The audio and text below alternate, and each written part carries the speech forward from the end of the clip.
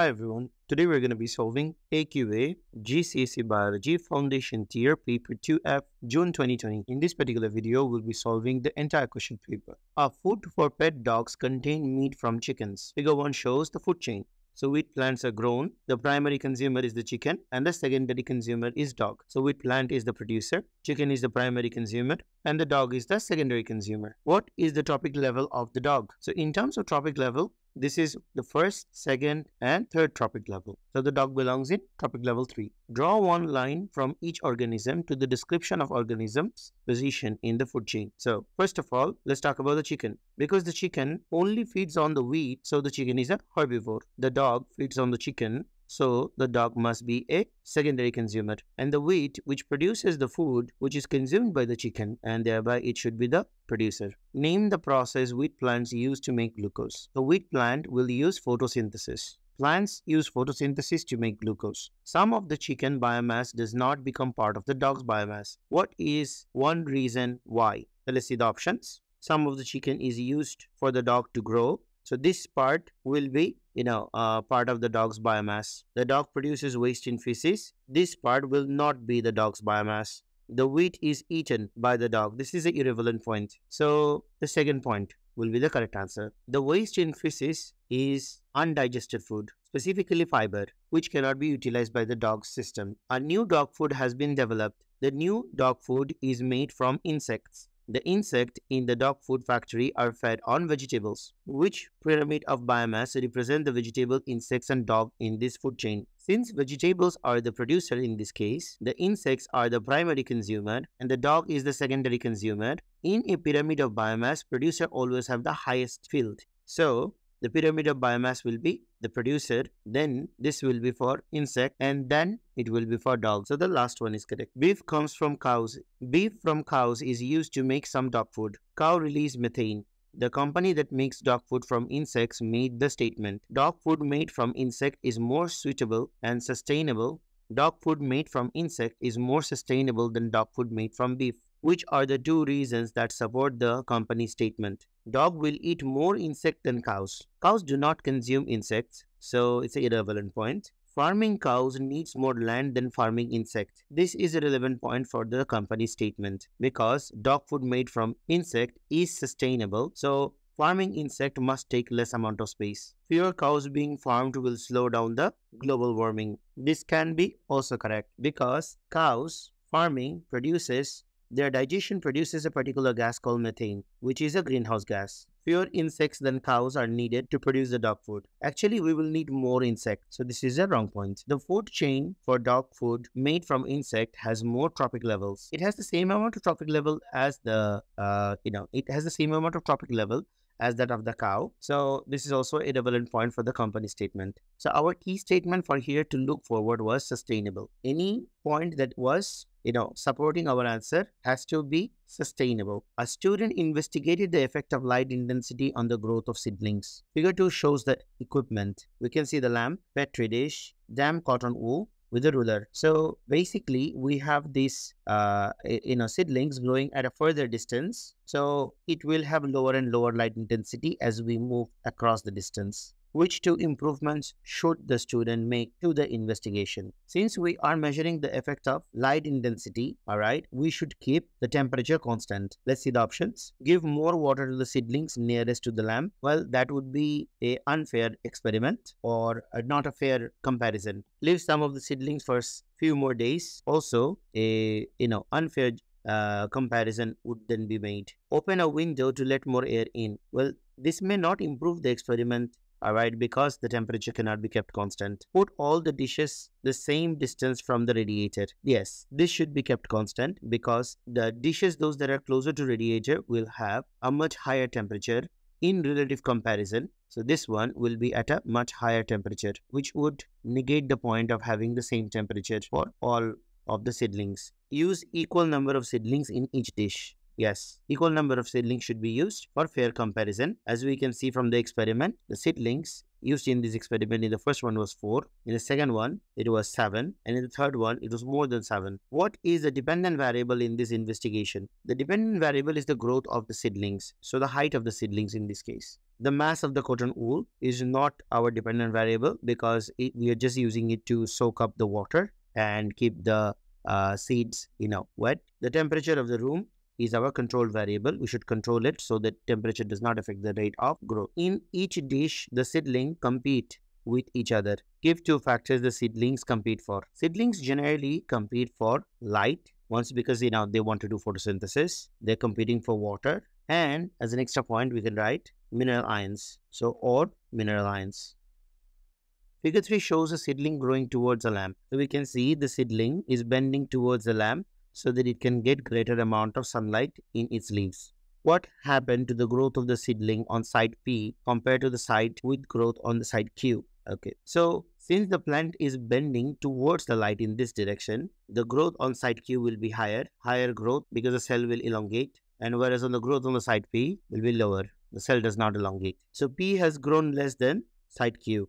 Okay, P has grown less, correct, compared to that of side Q. So this is the correct statement. Now the other statement, let's check them. Side P has grown more. Well, it didn't grow more because if it would grow more, then the plant would bend towards this direction. Okay, side P has grown the same as side Q, and in that instance, the plant would just be straight. So this is also wrong. Plant responses are called tropisms. Which tropism caused the seedling to grow towards light? Growing towards light is the tropism of light. So we will call it phototropism. Geotropism and gravitropism, it is the growth of with response to gravity. So that's why this point is not correct. Which hormone causes the seedling to grow towards the light? The growth factor in plant occurs with auxin. Insulin is not correct because it is a hormone in humans to control blood glucose concentration, and testosterone is a male hormone which is important for secondary sexual characteristics.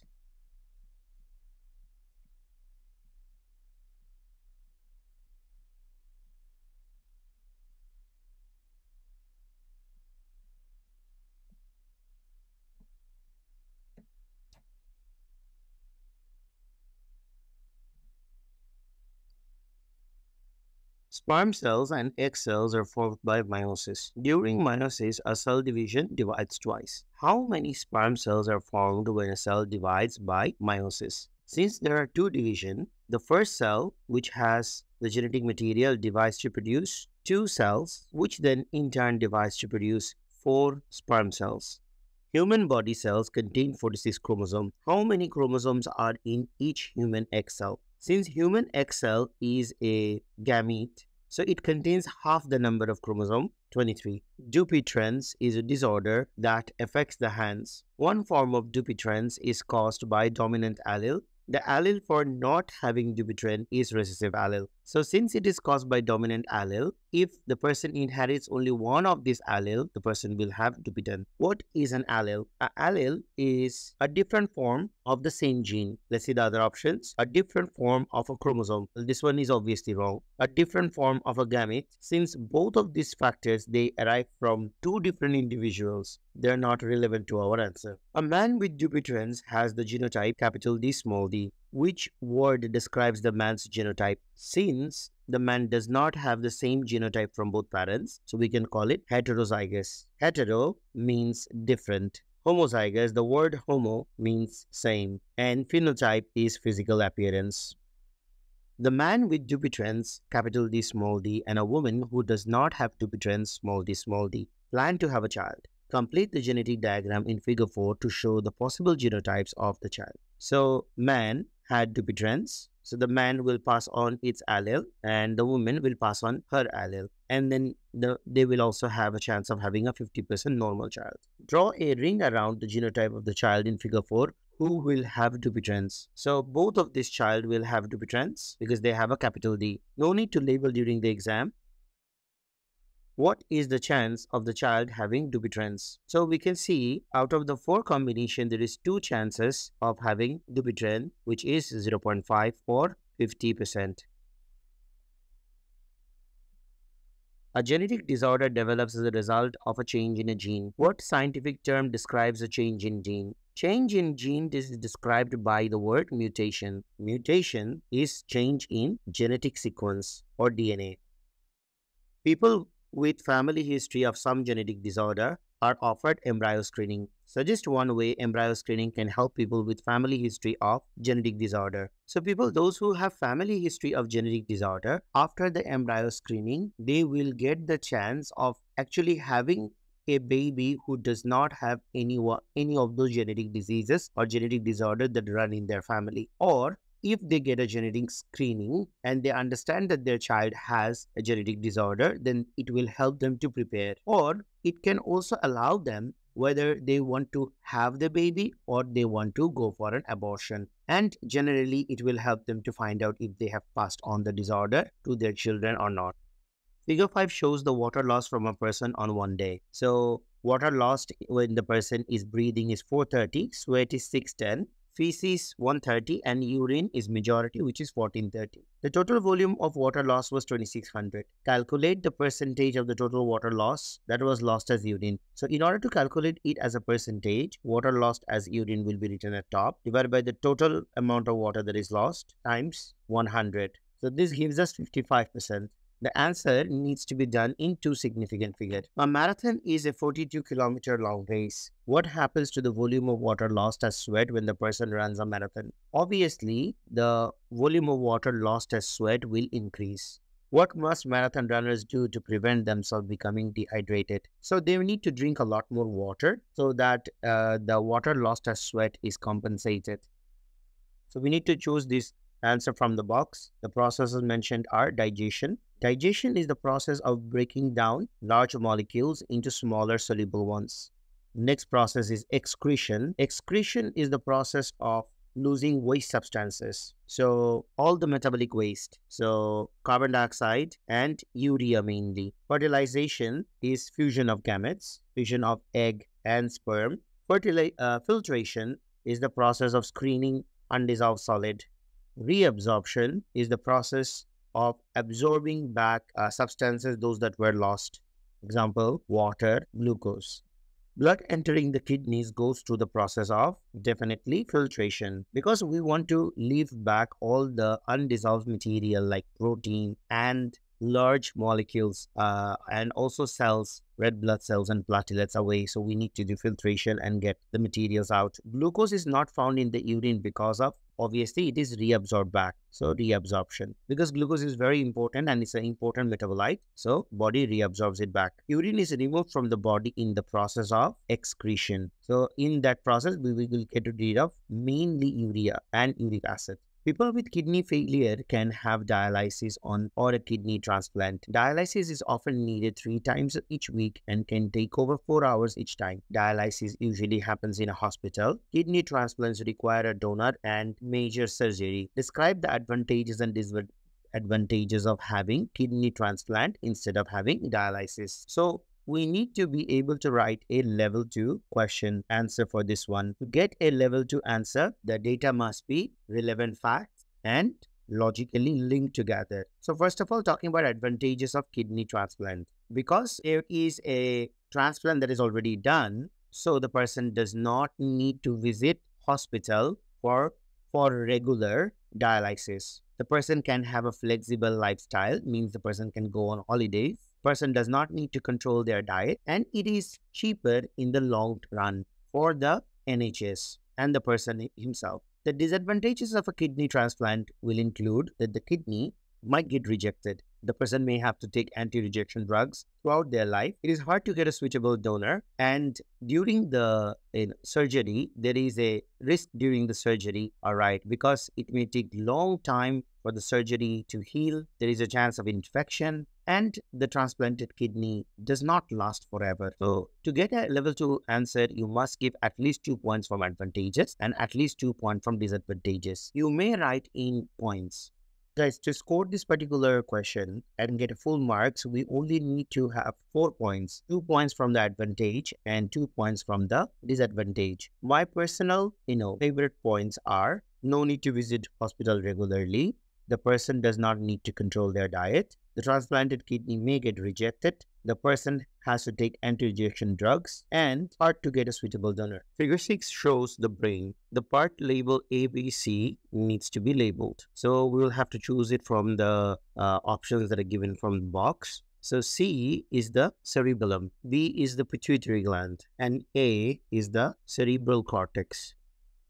Which part of the brain controls balance when riding a bicycle? So we know that when controlling the bicycle, our cerebellum will keep the balance. The function of medulla is to control the automatic functions within the body, such as heartbeat, breathing, and blood pressure. The main function of the pituitary gland, on the other hand, is to regulate growth, metabolism, and reproduction of hormones. The ears send information about sound to the brain. Which word describes the brain? A brain is a coordinator. Let's see the other options. A effector can be a muscle or a gland. A receptor can be rods and cones or pressure receptor. A stimulus can be an example. For example, let's say a moving ball. That can be a stimulus. What type of cell carries impulses from the ears to the brain? To carry an impulse from the ear to the brain, we will require sensory neuron. You just have to write neuron to get the mark. Human eyes detect light. Which part of the eye has cells that detect light? So, the retina contains the rods and the cone cells, and they can detect light. The rod detects difference between white light and dark, whereas the cones can detect color.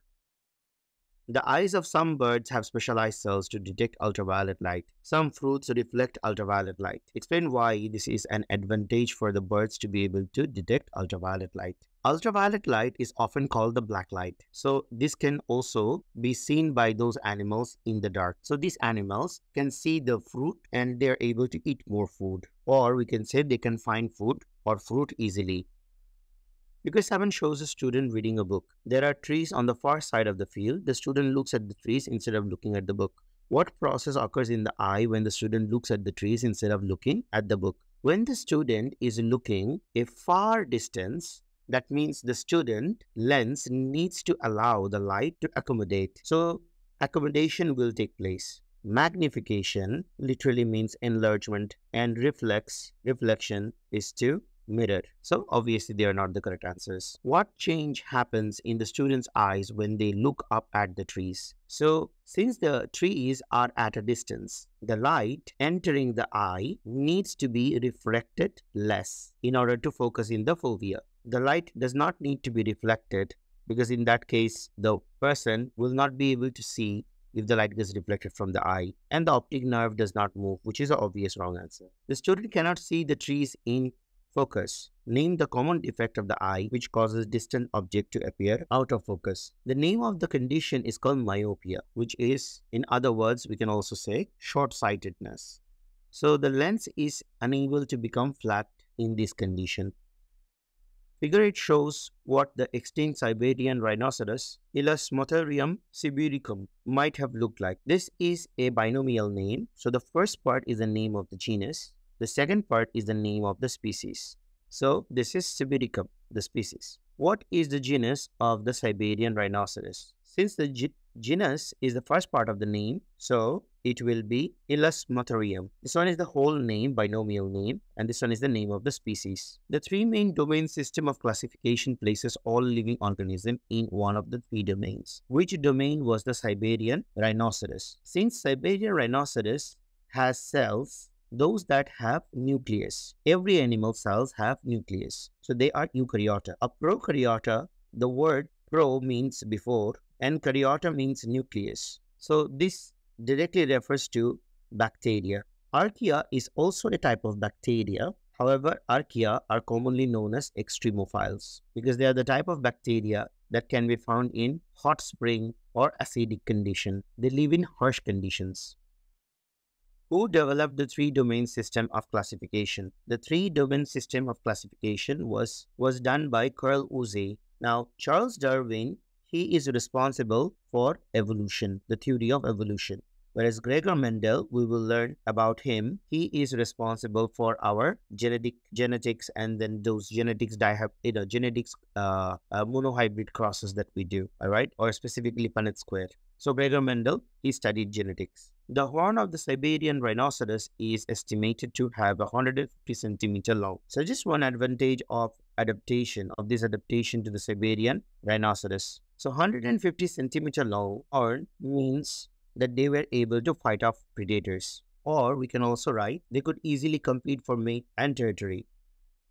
The only parts of the Siberian rhinoceros that have been found are fossilized bones. Give one reason why only the bones of the body of Siberian rhinoceros became fossils. Because other than bones, all the tissues are soft, so they might have decomposed. Or, as an alternative point, we can say, the bones or hard tissues did not decay. So just how scientists can estimate when Siberian rhinoceros was alive. The scientists can perform carbon dating on the fossils, or they can also compare the fossil record. Figure 9 shows when the Siberian rhinoceros existed and when modern humans existed. So modern human existed, which partly collide with the Siberian rhinoceros existence. How many millions of years ago did Siberian rhinoceros become extinct? We can see 20 boxes represent 1 million.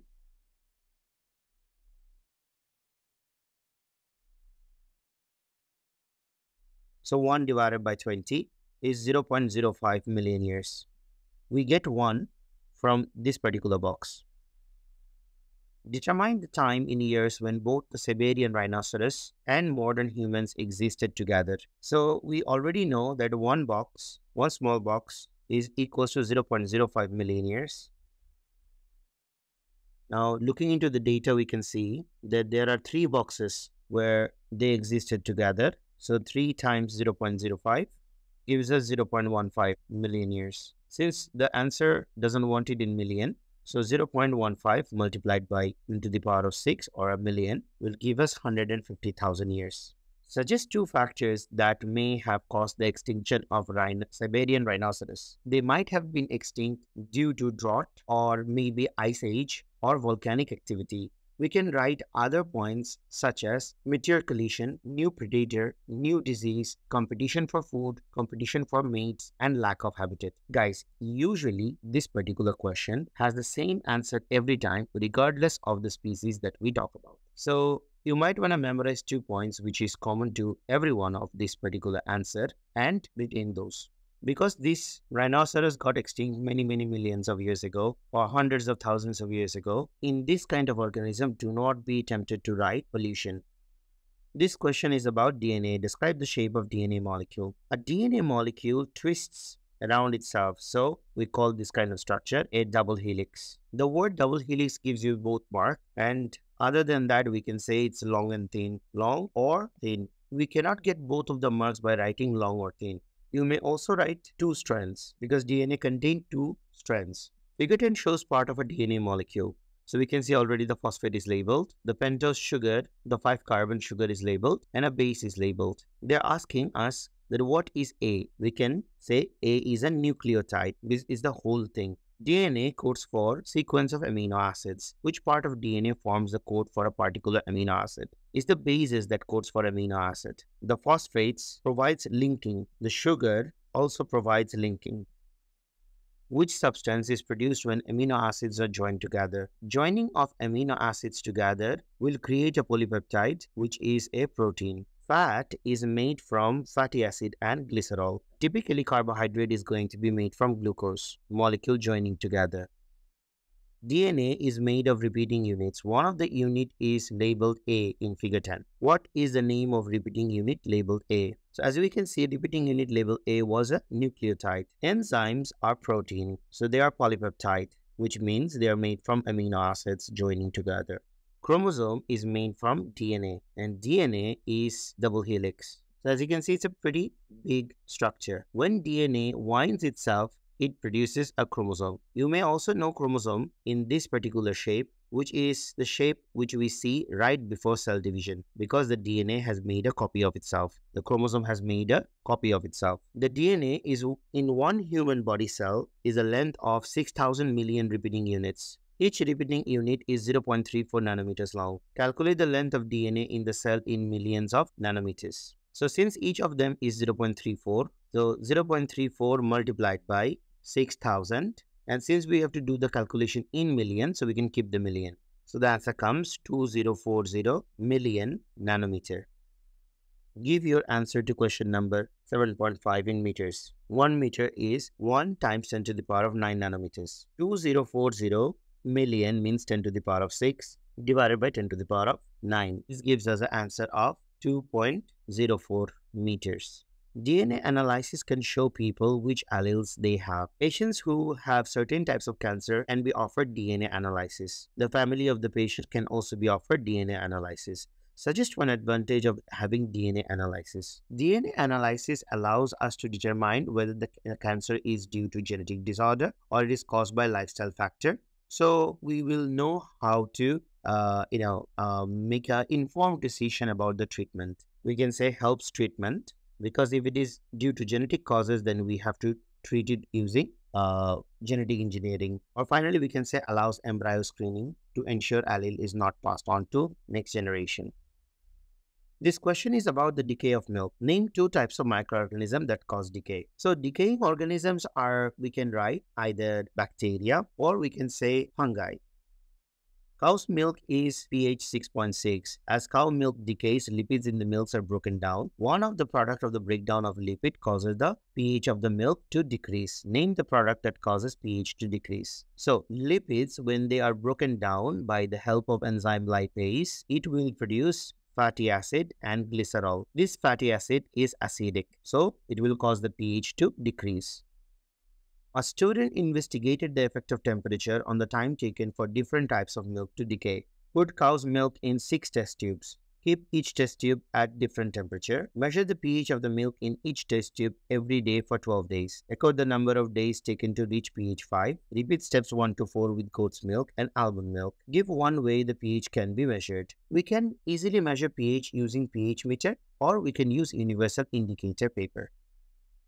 Give 2 control variables the student should have used in this investigation. So the control variable, in each experiment, the student should have used the same volume of milk, and before putting the milk in the test tubes, the student should have sterilized the test tubes. Other than that, we can also say the treatment of the milk before the investigation, like, killing all the bacteria in it by exposing it to heat so that only the effect of experiment can be seen. And the time of the day when the pH was measured should be kept same for all of the experiment. You only need 2 points to score the mark.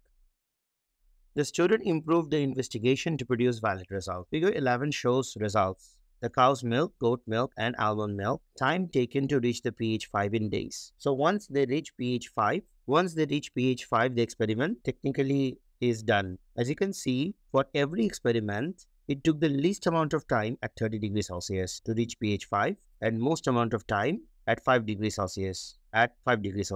So let's see the question. Which type of milk stays fresh the longest at 10 degrees Celsius? So at 10 degrees Celsius, the highest amount of time to reach pH 5 was with the dotted line, and the small dotted line represents almond milk. Describe the effect of temperature on the time taken for goat milk to reach pH 5. Use data from figure 11 in your answer. So we can see effect of temperature on the time taken on goat's milk to reach pH 5. We saw that increasing temperature decreases the amount of time needed. But since we have to describe it, so we can say as the temperature increases, so for the goat's milk represented with long dashes. So up to 15 degrees Celsius, the time taken for the goat's milk to reach pH 5 decreases. But after 15 to 30, it stays plateaued. So we'll write down the answer. As the temperature increases up to 15 degrees Celsius, the time taken to reach pH 5 decreases. But above 15 degrees Celsius, the time taken to reach pH 5 stays the same.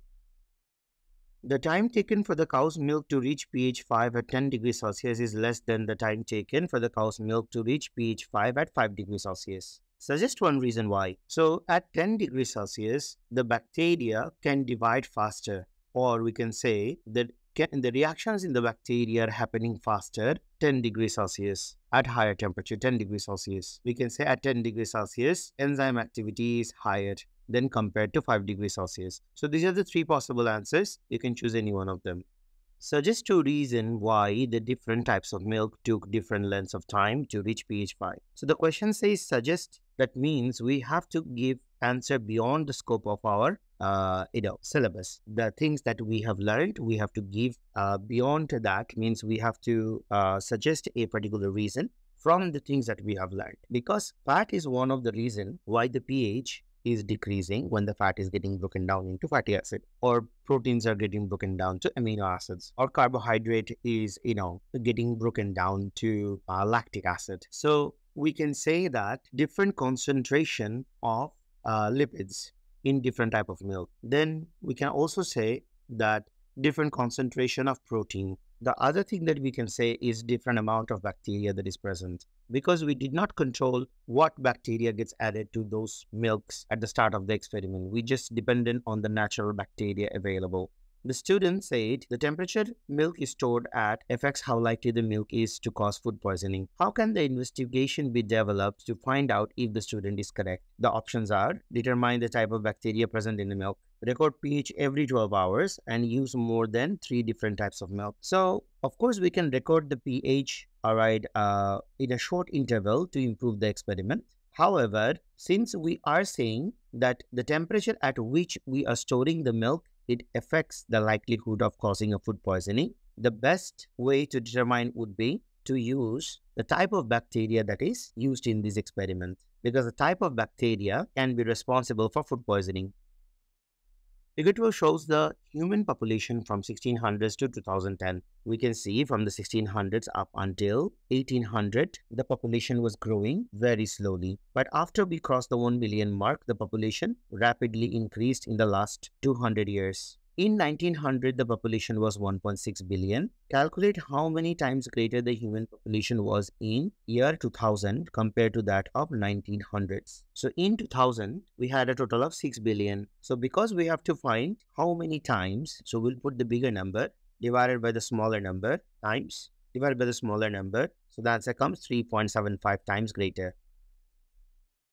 In 1950s, the human population was 2.5 billion. Calculate the mean annual increase in the human population between 1900s and 1950s. So we know that in 1900s, from the given information, it was 1.6 billion. So we will do 12.5 minus 1.6 divided by 50 years. 1950 minus 1900. So which gives us 0.018 billion per year. Predict the human population in 2050 if the current rate of population increase continues. You should draw an extrapolation on the figure 12. So if the current reading continues, we can continue straight up until 2050. So it can be considered 10 billion. We have to do an extrapolation. So 2050 extrapolated, and the reading comes as 10 billion. The increasing human population has caused a decline in fish stocks. Describe how fishing quotas can help to return the fish stocks to sustainable level. When fishing quotas are introduced, fewer fish are caught, and this limits the number of fish that are caught and that remains, which can reproduce back again. So the stock of fish remains nearly constant. Farming techniques have changed in recent years. Why more land is being used for farming, how increased farming has decreased biodiversity. We have to describe these 2 points, and we have a total of 6 marks. This question requires a level 2 answer. In a level 2 answer, we have to give scientifically relevant facts and logically connected events and processes, which we will have to give an accurate account. So, let's answer the first point. Why more land is being used during farming? Because there are increased population, so we need more food. Other than that, our livestock needs more food. We need more farming land to produce biofuel. How increased farming has decreased biodiversity? So what we did was we did deforestation to get more land, and we introduced monoculture in those deforestation. In farming technique, monoculture is the best technique to produce massive amount of food. This led to loss of habitat. So overall, 6 to 8 points is needed, which needs to be logically connected, alright, for a level 2 answer. So an example answer would be like this. Increasing population requires more food for themselves and the livestock that we are growing, We also need to farm more crops to use for biofuels. Organic method of farming requires more land to be used for the same amount of crop that can be grown in monocultures. Biodiversity decreases due to deforestation that has to be done in order to increase the amount of land for monocultures. Hedgerows are reduced to make the field larger, which leads to the loss of the habitat of organism, and they may migrate into different place. Pollution also kills off many organisms, which leads to loss of biodiversity. Genetic modification of crop plants can help meet the demands of increasing human population. Golden rice is genetically modified crop. What is the advantage of golden rice compared with non-GM rice? The first point says golden rice contain protein-rich mycoprotein. Golden rice does not contain mycoprotein, but it has improved nutritional value because of the vitamin A content. Golden rice produces human insulin. This is a wrong statement. So just one reason why some people are concerned about the use of golden rice. Genetically modified crops may contaminate the other breeds of or natural breeds of crop. So this reduces, or makes the wild population of rice totally extinct. And also they have a high cost of seed. Guys, we're done with this particular question paper. Thank you for watching this particular video. Guys, question paper like this will be uploaded regularly. So subscribe to the channel and stay connected. I'll ensure that I'll upload all the foundation papers for AQA, and I'll also upload question paper for combined science and those ones. If you have friends, those that are doing those particular, curriculum, those ones, then let them know and ask them to subscribe, and we will definitely upload those videos as well. Guys, thank you for watching the video. Best of luck for your exam. Bye-bye.